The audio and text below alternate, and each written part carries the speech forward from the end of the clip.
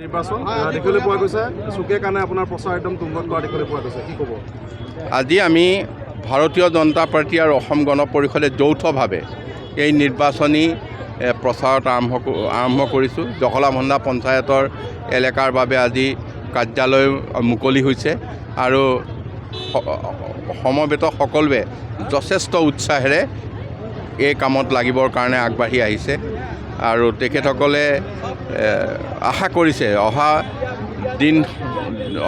আহিব লগা দিনত অধিক ভোটৰ বিনিময়ত আমাৰ আগতকৈও বেছি ভোটৰ ব্যৱধানত জয় হ'ব। আজি কাৰ্যসূচী কেনেকুৱা?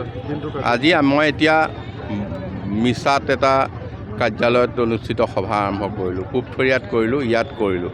এতিয়া ৰাষ্ট্ৰীয় সভাপতি ভাৰতীয় জনতা পাৰ্টীৰ নীতিন নবীন ডাঙৰীয়া আহিছে, মই তেখেতক লগ পাবলৈ বোকাখাতলৈ যাম। আপুনি এটা কথা কৈছে যে অৰুণোদয় কটাক লৈ পেলাই এটা যিহেতুকে প্ৰচাৰ চলিছে, অৰুণোদয় কাটি দিয়া হ'ব, এই কথাটো অকণমান ক'ব লাগিব।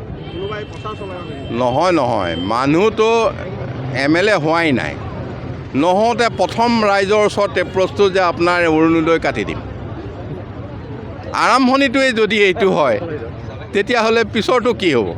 আমিতো কাকো এতিয়ালৈকে অৰুণোদয় কাটি দিম বুলি কোৱা নাই। আমি সদায় লোকক কৈছোঁ যে আপুনি যদি পোৱা নাই আমি দিম, সহায় কৰিম। এতিয়াতো ইয়াত দিব কোনে আৰু কাটিব কোনে? যিসকলে কাটিম বুলি কৈছে তেওঁলোকে কাটিব নোৱাৰে আৰু তেওঁলোকে দিম বুলি ক'লেও দিব নোৱাৰে। এইখিনি দিব আমাৰ মিত্ৰজোঁটৰ চৰকাৰে।